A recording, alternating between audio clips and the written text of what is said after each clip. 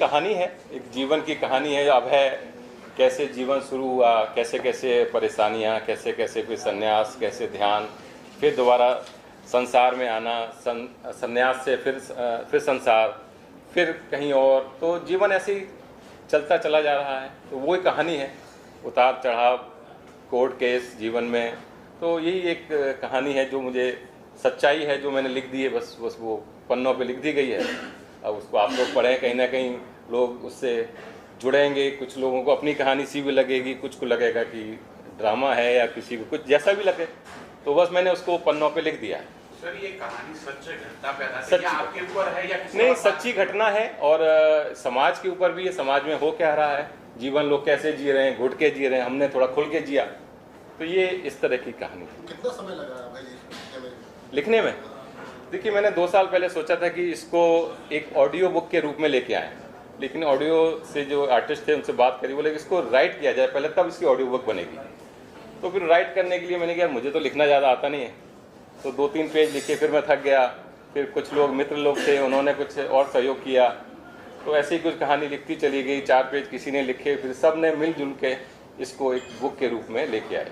फिर अपने एक्सपीरियंस, कुछ सच्ची घटनाएं, कुछ ध्यान, कुछ ओशो की प्रेरणा जो जीवन में सीखा, जो संन्यास लिया 2020 में, 2 साल हम पहाड़ों पर रहे, हिमालय पर रहे, तो वो सब एक्सपीरियंस मिलजुल के ये बुक के रूप में आई। तो क्या सर आप शुरू से ही राइटर बनना चाह रहे हैं? नहीं, बिल्कुल नहीं, कभी नहीं। राइटर तो हम अब मजबूरी कह दो, या ये कहानी लिखनी थी, इस वजह से अब राइटिंग का शौक भी हो गया।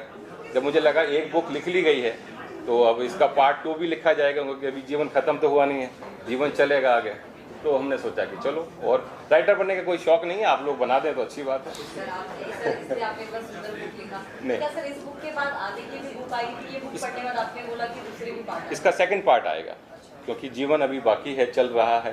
जो कहानी है वो अभी अधूरी है, आगे चलेगी, तो इसका पार्ट 2 भी आएगा।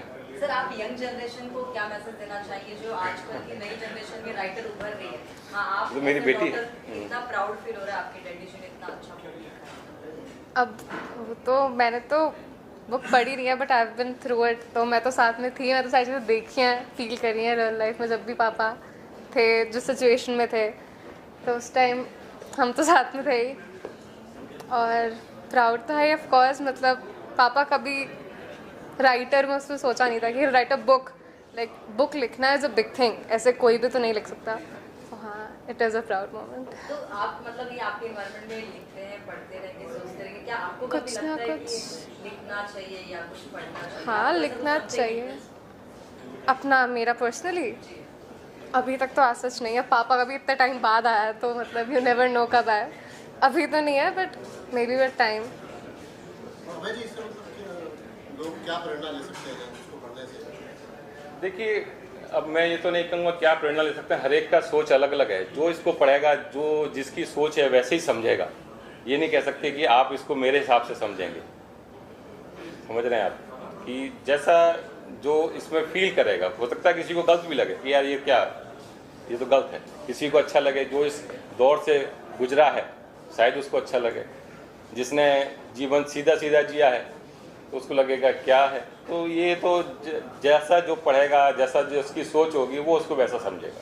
नहीं कह सकते कि किसी को क्या प्रेरणा मिलेगी। अब प्रेरणा तो उसमें खुद ही देखनी है कि हम कोई फिल्म देखने जाते हैं तो उसमें हम क्या सीख के आ रहे हैं। हर एक कैरेक्टर अपने आप को फिट कर लेता है हर एक फिल्म में। एक हीरोइन अपने हिसाब से फिट कर लेती है, एक विलेन अपने हिसाब से फिट कर लेता है। तो अब जो इस कहानी को पढ़ेगा, जैसा जो उसमें फिट फील करेगा, कोई फादर के रोल में करेगा, कोई प्रेमी के रोल में, कोई प्रेमिका के रोल में, कोई कैसे इसको फिट करेगा, कैसे उसकी सोच होगी कि क्या सही है क्या गलत है इस बुक में। तो वो तो जो पाठक हैं उनके ऊपर होगा।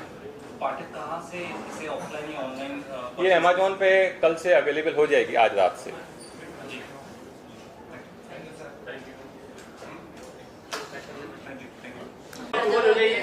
Thank you very much. आज इस शुभ अवसर पे किस तरीके से आप अभय सर को शुभकामनाएं देंगे और क्या कहना? एक्चुअली हमसे ज़्यादा चर्चा आप लोगों की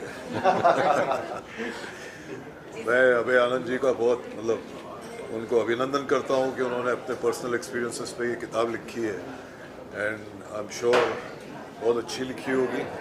और मैं ये किताब पढ़ूंगा एंड आई कॉन्ग्रेचुलेट हिम कि इस तरह से हर इंसान को अपने पर्सनल एक्सपीरियंसेस शेयर करना चाहिए सबके साथ। तजुर्बात से ही ज़िंदगी बनती है, तो इससे अगर यूथ को या हमारे यंगस्टर्स को कोई प्रेरणा मिल सके तो इससे अच्छी क्या बात हो सकती है। सर, आपने जोधा अकबर में इतना दमदार किरदार निभाया और अभी आपका कोई अपकमिंग प्रोजेक्ट है? हाँ, मेरे प्रोजेक्ट्स चलते ही रहते हैं। अभी मेरा वेब सीरीज़ आएगा इश्क नीति MX प्लेयर पे, और उसके अलावा भी काम तो चलता ही रहेगा, आपके सामने आते ही रहेगा। ये सर इश्क नीति कब तक आ सकती है? मेरे ख्याल नेक्स्ट मंथ हो जाएगी, अप्रैल में रिलीज।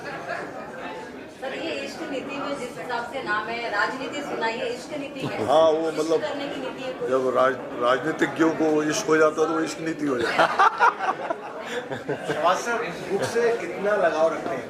बुक से बहुत मैं प्रेरित हूँ। कभी कभार इतना ज़्यादा एविड रीडर नहीं रहा अब जब से ये टेलीफोन वगैरह आ गया है, लेकिन किताबों का शौक़ रहा है और पढ़ने का शौक़ है। अच्छी अच्छी किताबें, ज़्यादातर मैं लिटरेरी बुक्स पढ़ता हूँ, हिस्ट्री बुक्स पढ़ता हूँ, तो मुझे किताबों से लगाव तो है ही, और सबको होना भी चाहिए।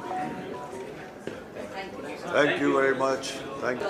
देखिए, ऐसा है, बुल्ले शाह जो है ना, बहुत साल पहले, 400-500 साल पहले भूल चुका है कि बुल्लिया रबदा की पौना, बुल्लिया रबदा की पौना, इधरों पुटना ते उधर लाना। आपको एक जीवन मिला है, यहाँ पे जिए। अप है, डाउन है। वैसे भी ये जो शहर है ये अप और डाउन का ही है। कभी हाई टाइड है, कभी लो टाइड है। जब हाई टाइड है तो आदमी कहता है वाह क्या बात है, मुझसे बड़ा आदमी कोई है ही नहीं। जब लो टाइड है तो आदमी कहता है फिर उसके संस्कार काम में आते हैं, उसके संस्कार काम में आते हैं, उसका व्यवहार काम में आता है दोबारा उठने के लिए। ये जो इनकी जर्नी है, जो राइटर हैं, इनकी जर्नी भी बम्बई में जितने भी कलाकार हैं, गायक हैं, क्रिएटिव लोग हैं, वैसी ही जर्नी है। Up down, up down, up down. क्या मोक्ष हिमालय में जाके मिलता है क्या? हमारे अंदर ही तो हिमालय है, अंदर ही सब कुछ है।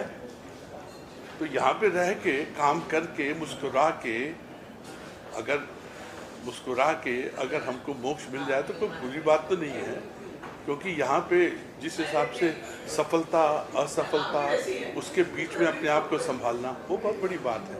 But I wish him all the very best. इस तरह की बुक्स और इस तरह की शख्सियत सामने आनी चाहिए जो कि दुनिया को एक रास्ता दिखाए कि आप गृहस्थ आश्रम में रहकर भी मोक्ष प्राप्त कर सकते हैं। I wish him all the very best. लेकिन I am very grateful to my dear friend Sanjay Swaraj, जिसके सौजन्य से मैं यहाँ पे हूँ और आप लोगों से मुखातिब हूँ। Wish you all the very best. God bless. Thanks a lot. तो अभय जी को मैं शुभकामनाएं देना चाहती हूँ। स्पिरिचुअल, आध्यात्म का जो जर्नी होता है लाइफ में, एक्चुअली वही अल्टीमेट गोल होता है। हमने मानव का जन्म लिया है, हमें सारे संसाधन मिले हैं ताकि हम अपने हायर सेल्फ तक पहुँच जाएं। और इस जर्नी में जितने लोग आगे बढ़ते रहेंगे उतने हमारे पूरे यूनिवर्स, हमारे समाज, हमारे देश, उसमें सबको भला होगा। एंड तो द मोर और हमारे पुराने जो आध्यात्म के या फिलॉसफीज़ या सब थे, वो इसी चीज़ का मतलब इंसान के अंदर जो ब्रेन है और इंसान के अंदर जो जैसे हम कुंडलिनी कहते हैं, चक्रास कहते हैं, उसको अवेकन करने की क्षमता है, इसीलिए डाला है उसके अंदर। तो it is very nice to see कि Abhay ji has taken this journey. मेरी स्पिरिचुअल जर्नी 2007 में शुरू हुई, अभी तक मैं उस पर चल रही हूँ एंड बहुत आनंद आ रहा है। तो अभय जी जो स्वामी अभय आनंद हो गए, तो मैं उनको सदा आनंद, कुनिका सदानंद की तरफ से सदा आनंद विश करती हूँ। क्या बात कही आपने। बहुत सारी शुभकामनाएं। आज के दिन में हिंदी पुस्तक लिखना और उसे इतने अच्छे से लॉन्च करना, ये बहुत बड़ी बात है, क्योंकि सैडली बहुत ही दुखद है कि हम हिंदुस्तानियों पे आजकल अंग्रेज़ी का इतना ज़्यादा चढ़ गया है कि हिंदी पढ़ना, लिखना, बोलना ये सब थोड़ा कम हो गया। बट होपफुली कि ऐसे और किताबें लॉन्च हों और इन्हें पढ़ने के लिए लोग और उन्हें पढ़ें और सक्सेसफुल बनें। जी, किताबें पहले बहुत पढ़ा करती थी, आजकल OTT ने हमारा दिमाग ख़राब कर दिया है, ये सत्य बात है। पर फिर भी कोशिश यही रहती है कि जब भी हो सके तो कुछ अच्छे लेखकों की किताब हम पढ़ें। हिंदी ऑनेस्टली बहुत कम पढ़ा जाता है, क्योंकि हिंदी की किताब वो 12वीं में जो लास्ट पढ़ी थी, उसके बाद वही अंग्रेज़ी ने टेक ओवर कर लिया है। बट कोशिश हम ज़रूर करेंगे कि हिंदी फिर से पढ़ें। Thank you so much. बड़े पैमाने पर इस खूबसूरत बुक की लॉन्चिंग होने वाली है, हो चुकी है ऑलमोस्ट। आपका एक्सपीरियंस क्या है और क्या कहना चाहिए? देखिए, मैं बहुत ज़्यादा एक्साइटेड हूँ। सबसे पहले many congratulations to our author साहब, क्योंकि देखिए जो कहते हैं ना हम लोग की लाइफ में अपना एक्सपीरियंस और शिक्षा का ज्ञान सबसे बड़ा ज्ञान होता है, and that is what he is doing. I am a big time book lover, तो आई थिंक मेरी बुक की जो पूरी जो हमारा पूरी कबर्ड है उसमें एक नया एडिशन होने वाला है, and I am going to be having a great time reading this one. हाँ, मैंने भी 3 ही पन्ने पढ़े हैं तो जो मुझे फॉरवर्ड किए गए थे। आई फाउंड इट इंटरेस्टिंग, अच्छी बुक है। बट मुझे पहले तो मैंने जब टाइटल देखा ना, तो मेरे हस्बैंड का नाम है आदर्श, वो अपने आप को स्वामी आदर्शानंद बोलते हैं, क्योंकि वो भी आध्यात्म की तरफ चले गए तो जब टाइटल पढ़ा तो मुझे उन्हीं को, मैंने कहा अरे ये तो आप ही से रिजेंबल करता है। तो एक क्वेश्चन मेरे मन में बार बार आ रहा था कि संन्यास के बाद उन्होंने प्रेम लिखा है, जो टाइटल पे ही लिखा हुआ है, संसार, संन्यास और प्रेम। तो प्रेम संन्यास के बाद आता है क्या लाइफ में? मुझे ये पूछना था उनसे। अदरवाइज बुक अच्छी है। लगता है जैसे पढ़ते हैं आप तो लगता है कि जैसे हमारे ही साथ ये चीज़ें घट रही हैं। हमने भी बच्चे पाले हैं, हमारी भी बेटी बाहर जाती थी तो हमें भी चिंता होती थी। तो ये सब चीज़ें तो सोसाइटी में चलती ही रहती हैं। कोई नया रिश्ता बनता है तो सुकून तो मिलता है, शादीशुदा को सुकून मिलता है, और जो अपने शादीशुदा नहीं हैं वो तो खैर हवा में उड़ने लगते हैं अच्छे लगे, इंटरेस्टिंग लगे, तीनों पन्ने एक साथ पढ़े मैंने। तो wish him all the best. Thank you.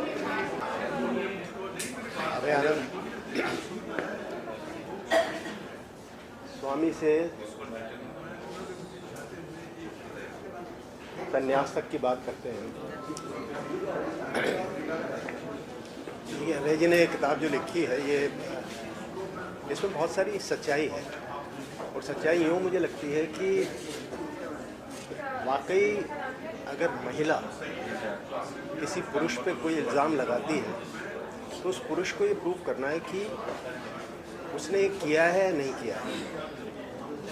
मैं इस पर कभी बिलीव नहीं करता था, मैं सोचता था शायद महिला ही ठीक है, लेकिन मेरे एक बहुत नज़दीक के दोस्त हैं, उनके ऊपर किसी ने ये मतलब बिना किसी रीज़न के रेप का इल्ज़ाम लगाया। वो एक रात जेल में रहे, और जबकि मैं जानता हूँ कि उन्होंने ऐसा कुछ भी नहीं किया, और आज भी वो मतलब उससे पीड़ित है।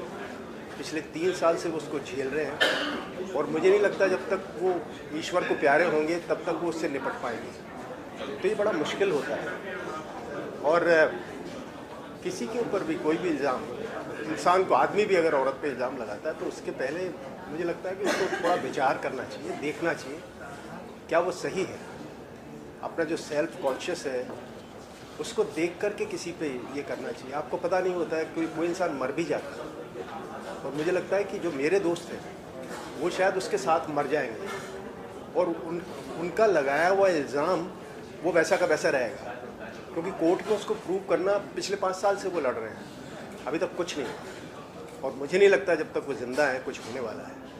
तो मैं अभय जी से यही कहना चाहता हूँ कि अपने आप को देखें, जिसने लगाया है वो अपना कर्म भुगत रही होकर यही मिलता है। भगवान यही आपको आपके किए की सज़ा देता है। आपने जो लिखी है किताब, उसके लिए मैं आपको मुबारकबाद देता हूँ, और आप इसको छोड़िए मत, आप इसकी सीरीज़ निकालिए। इस तरह से हम बहुत सारे लोगों तक पहुँचने की कोशिश करते हैं, और इसमें कोई ना कोई एक हल भी निकलता है, मुझे ऐसा लगता है। मैं अपनी शुभकामनाएं इनको देता हूँ, और उनसे कहूँगा कि उसके बाद इसकी सीरीज़ आप लिखें, और बुक बहुत अच्छी होगी डेफिनेटली। हम इस मीडिया के हैं, हम इसको स्प्रेड अप करेंगे, और हम चाहेंगे कोई ऐसे उस पर कोई वेब सीरीज़ बनाए तब ये मसला बहुत लोगों तक पहुँचेगा। Thank you. नमस्कार। आज ये बहुत ही खूबसूरत दिन है, खूबसूरत मौका है। अभय से अभयानंद, स्वामी अभयानंद तक इस पुस्तक का आज विमोचन हो रहा है। मैंने कुछ एक्सपर्ट्स इसमें से देखे हैं, एक्सर्ट पढ़े हैं थोड़े से। मुझे लगता है कि ये पुस्तक बहुत खूबसूरत है, बहुत ही अच्छी है। इसमें मतलब आज का ज़माना, आज के दिन में हमें कैसे जीना चाहिए और कैसे पास्ट को जोड़ना चाहिए और कैसे फ्यूचर तक पहुंचना चाहिए, इस सब के बारे में मैंने उसमें देखा है और बहुत ही खूबसूरत मौका है। संजय श्रीवास्तव, संजय स्वराज मेरे जूनियर हैं नेशनल स्कूल ऑफ ड्रामा से, और हम NSD में साथ थे। उनके इनविटेशन से मैं आज यहाँ पे हूँ। मेरा नाम अशोक पाठिया है, मैं भी नेशनल स्कूल ऑफ ड्रामा से ग्रेजुएट हूँ और आपने मुझे कई जगह देखा होगा, कई फिल्मों में, कई टेलीविज़न। इन दिनों थिएटर कर रहा हूँ ज़्यादातर। मेरा फेमस नाटक है चाणक्य, मनोज जोशी के साथ, जहाँ मैं अमात्य राक्षस की भूमिका करता हूँ। उसी के साथ जलियांवाला बाग मेरा एक नाटक है, वो भी मैं कर रहा हूँ। और अभी अभी मैंने लेटेस्ट मेरा जो प्रोडक्शन है वो है एक ब्लाइंड बच्चों के साथ जलियांवाला बाग किया है मैंने जयपुर में। तो बहुत अच्छा मौका है, खूबसूरत मौका है। मैं बहुत बहुत शुभकामनाएं देता हूँ अभय जी को। अभय हों। Thank you. सबसे पहले तो मैं सर को कॉन्ग्रेचुलेट करना चाहूँगा किताब लिखने के लिए। मेरे को लगता है किताब लिखना ही एक बहुत बड़ी चीज़ होती है। एंड मेरे ख्याल से लोग अपने एक्सपीरियंस से जो भी लाइफ में होता है उसके बेसिस पे लिखते हैं। एंड जो मैंने 3 पन्ने पढ़े हैं, मेरे को काफ़ी इंट्रीग किया है कि अच्छा आगे और पीछे क्या है। तो आई एम वेरी एक्साइटेड कि जैसे अभी लॉन्च ख़त्म होगा, किताब हाथ में आएगी तो श्योर मैं पढ़ना शुरू करूँगा। 3 पन्ने में आपका अनुभव कैसा रहा और आपने क्या कुछ समझा या क्या चीज़ें जानी? मेरा उन 3 पन्नों में तो मेरे को ऐसे लगा कि जैसे जो अभय का कैरेक्टर है और जो ये जो लड़की है, पता नहीं शायद इनके बीच में हो सकता है कुछ आगे जाके कुछ होगा या नहीं होगा, बट मेरे को लग रहा है कुछ होगा। हाँ, थोड़ा इंटरेस्टिंग लग रहा था कि why Abhay is taking lot of interest in her. अब वो इंटरेस्ट कहाँ तक जाता है वो तो मेरे को लगता है किताब पढ़ के ही पता चलेगा। Thank. Yes, first of all, this is my heartiest congratulations to Mr. Abhay Anand, जिन्होंने इतनी प्यारी किताब लिखी। और पूरी जर्नी है। एक किताब पढ़ने के लिए 2 घंटे लगते हैं, शायद 5 घंटे लगते हैं, लेकिन लिखने के लिए 40 साल लगते हैं।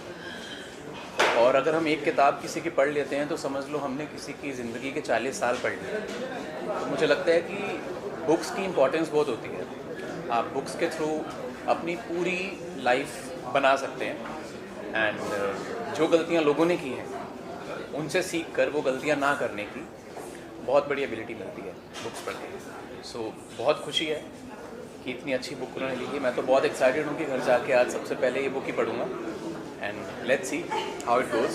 यंग जनरेशन का आप एक हिस्सा हैं और लिखने में और पढ़ने में आप कितना रुचि रखते हैं? बहुत, आपको मेरे चेहरे पर दिख रहा है ना। बहुत। लिखने पर तो नहीं, लिखने के लिए तो अभी बहुत साल का एक्सपीरियंस, बहुत सालों का एक्सपीरियंस की ज़रूरत है, बट पढ़ने के लिए मैं बहुत एक्साइटेड हूँ। एंड होपफुली हम आज घर जाके डेफिनेटली आज ही इस बुक को पढ़ेंगे और जितनी जल्दी हो सके उतनी जल्दी इसको कंप्लीट करेंगे। जी, मैं भी अभय आनंद जी को बहुत बहुत मुबारक देना चाहती हूँ।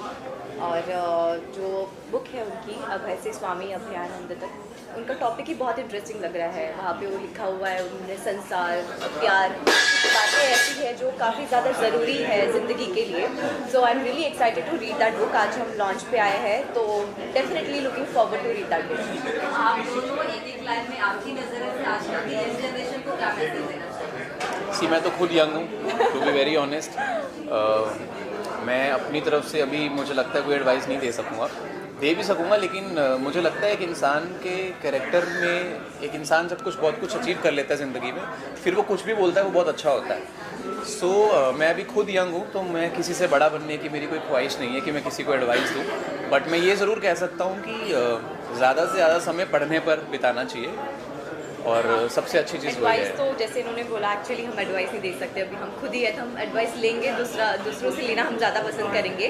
बट इनसे मैंने बहुत ज़्यादा चीज़ें सीखी है। बुक को लेके जो प्यार है, वो इनका जो प्यार है, तो एक्चुअली ये बाहर थे, आज वो कहीं से आए, उन्होंने बोला कि बुक लॉन्च है तो मैं कैसे भी आऊँगा, वो लोवर परेल से आए हैं। सो ही मैनेज समहाउ। आप लोगों ने जो दोनों जन ने शब्द इस्तेमाल किया, बहुत चिल के किया, बहुत थैंक यू सो मच। क्या लगता है? देखिए, सबसे पहले तो एक किताब लिखना ही एक चैलेंज होता है आज की तारीख में, बिकॉज अरे मुझे लगता है कि हम कॉलेज के बाद वो पीढ़ी है जो किताब नहीं देखती जी, राइट। तो मैं उस पीढ़ी से हूँ जहाँ पे ग्रेजुएशन के बाद हम किताब पढ़ते हैं। कुछ इंटेलेक्चुअल जीवी हैं आज भी जिनके बारे में जानकर आई थिंक हम उनके एक्सपीरियंसेस को हमारी अपनी ज़िंदगी में इम्प्लीमेंट कर कर हम अपनी ज़िंदगी को भी एक इंस्पिरेशन बना सकते हैं। तो ऐसी किताबें आई थिंक ये हम फिल्म मेकर्स जो होते हैं ऐसी किताबों को ढूंढते हैं जिसमें कहानियाँ अच्छी हों, जिसकी बैंडविड्थ और वाइडर स्पेक्ट्रम में हम लोगों तक पहुंचा सकें। बिकॉज आजकल की जो जनरेशन है वो बहुत आई थिंक फास्ट लाइफ जीना पसंद करती है। Nothing wrong in it, but yes be quick, ये एक लाइफ स्टाइल है आजकल। तो आई थिंक अगर ऐसी किताबें हम पढ़कर हम अगर एक इंस्पिरेशनल स्टोरी ढूंढ पाते हैं तो एक प्रोस्पेक्ट बन जाता है कि एक अच्छी फिल्म हम बना पाए।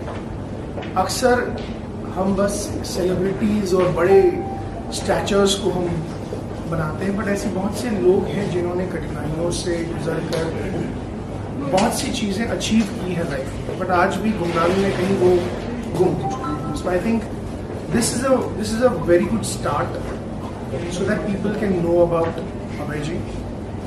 And yes, I mean, we never know, or you might find somebody making a film about him. And I think that's a very big push to people about him. So as a film maker, आपको क्या लगता है इस generation के हिसाब से किस type की फिल्में बननी चाहिए? वैसे तो मार्केट में बहुत सारी फिल्म बन रही है, बट आपके हिसाब से, आपके एक्सपीरियंस के हिसाब से किस तरह की फिल्म बननी चाहिए? देखिए, मैं तो कमर्शियल फिल्म मेकर हूँ, कमर्शियली सोचूंगा। तो सबसे पहले जो मेरा अप्रोच है फिल्म मेकिंग और सिनेमा को लेकर, वो ये है कि आपकी कहानी ऐसी जो एक ऑडियंस को सीट पर ग्लू कर रखे। एक एक्टर जो है उसको परफॉर्म करने में उसको मजा आएगा, ऑडियंस को देखने में मजा आएगा, प्रोड्यूसर को पैसे लगाने में मजा है, और at the end box office में लोगों को मजा आना चाहिए। अदरवाइज देखिए, हम अपने अपने पर्सपेक्टिव से फिल्म बना सकते हैं, बट आई थिंक जो उसका जो मेन उद्देश्य है फिल्म का, to reach a wider spectrum and also to entertain. मुझे अगर वो फिल्म बनानी है जो मुझे ही देखनी है तो मैं बना क्यों ना। सो आई थिंक ये हर फिल्म मेकर यही सोचता है कि मेरी कहानी अच्छी है, मेरी great film. But yes, people आजकल की जनरेशन ऐसी है कि उन लोगों के पास एक्सपोजर इतना वाइड है कि वो मीडियोक्रेसी नहीं है। मैं खुद उस चीज़ में मानता हूँ कि कहानी स्टोरी टेलिंग ऐसी हो कि जब एक आई थिंक हम सब रिलेट करते हैं, जब एक दादी कुर्सी पर बैठी और एक 5 साल का बच्चा देखे ऐसे बैठा हुआ, I think that's a good story telling. मैंने बहुत तो मैं बता दिया आपको, this is what a film making should be, a story telling should be, so it should cater to all the audiences. Okay sir, thank you. Thank you. और करीब 22 सालों से मेरे मित्र हैं, मेरी जर्नी को इन्होंने देखा है, तो ये भी कुछ बोल सकते हैं, आज मेरे साथ हैं। तो ये जी नमस्कार सभी को। पहले तो मेरी शुभकामनाएं अभय जी को। अभय जी के साथ मेरा 22 साल का एक बहुत लंबा सफ़र रहा है और बहुत अच्छा और सुहाना सफ़र रहा है।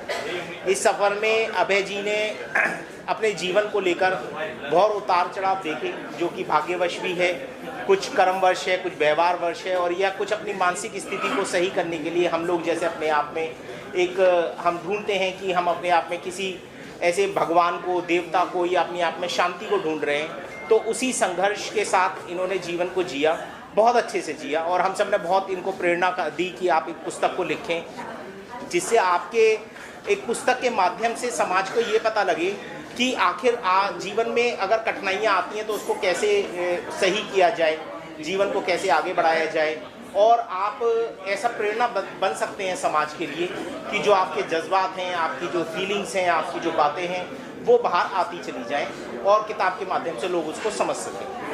तो अभय जी का जीवन एक बहुत अच्छा रहा है, और स्वामी बने, ये ओशो से ये साथ रहे, ऋषिकेश में काफ़ी समय बताया, तो उन सभी चीज़ों के साथ मैं वहाँ पर रहा और मुझे बड़ा आनंद आया, और आज बहुत आनंद आ रहा है। पहले हम दिल्ली में पिछले साल मैंने लॉन्च की थी बुक, आज यहाँ कर रहे हैं, और अगले साल हो सकता है दुबई में भी करें। आप सभी का बहुत बहुत धन्यवाद, थैंक यू।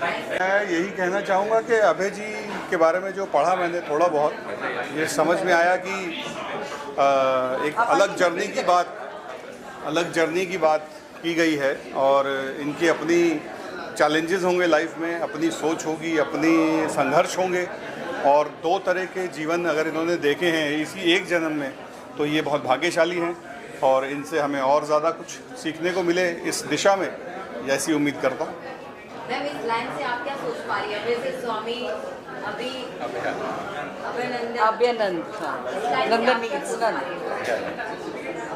अभी एक्चुअली मैं बुक लॉन्च हुई है, मैं उसको पढ़ूंगी, उसके बाद ही मैं बता पाऊंगी। ये मेरे को फेक बोलना नहीं आता, बट आई थिंक इन्होंने बुक बना दी और लॉन्च करे, that is a big thing. बस और क्या बोलना, आई थिंक सब बोल दिया इन्होंने।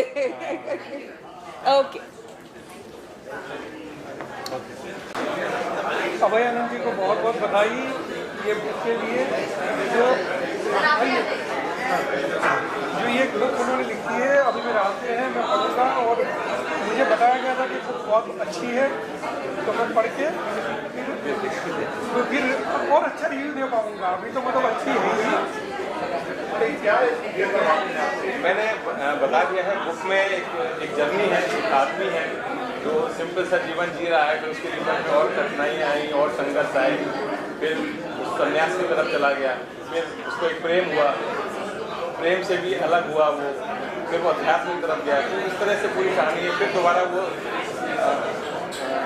सन्यासी जीवन से फिर संसार में आया, लेकिन संसार में उसका फिर मन नहीं लगा, फिर वो अकेला कहीं रह रहा है, ये कहानी है। नहीं, अब ये रियल आत्मकथा तो मैंने नहीं लिखी है, ये क्योंकि ये 7-8 साल की जो जर्नी है वही लिखी है। आत्मकथा तो पूरी होती है, आत्मकथा नहीं है ये एक कुछ घटनाओं पे आधारित, सच्ची घटनाओं पे आधारित एक कथा है। नहीं, लेकिन इसमें आत्मकथा का अंश तो लग रहा है। अंश लोग आप समझ सकते हैं, एक पार्ट ऑफ आत्मकथा तो लग रहा है। देखिए डायरेक्टर्स तो क्या समझे, वो तो देखिए उनकी अपनी सोच है, क्योंकि हमने इस तरह से कभी सोचा नहीं। हमने तो जो सच्चाई थी वो हमने लिख दी, पन्नों को उतार दी, और अभी कहानी और बाकी है, जैसे लास्ट में लिखा हुआ है, कहानी अभी बाकी है। मेरे दोस्त पिक्चर अभी बाकी है, तो नहीं लिखी, क्योंकि पिक्चर बनी नहीं है, तो कहानी अभी बाकी है। मैं कहना चाहूँगा कि we need great literature, we are looking for stories, and we need people like him to give us influence about आगे क्या करें, क्योंकि बॉलीवुड फले फूले और लिटरेचर फले फूले। So whatever, I am wishing all the best, and I am very curious to read the book.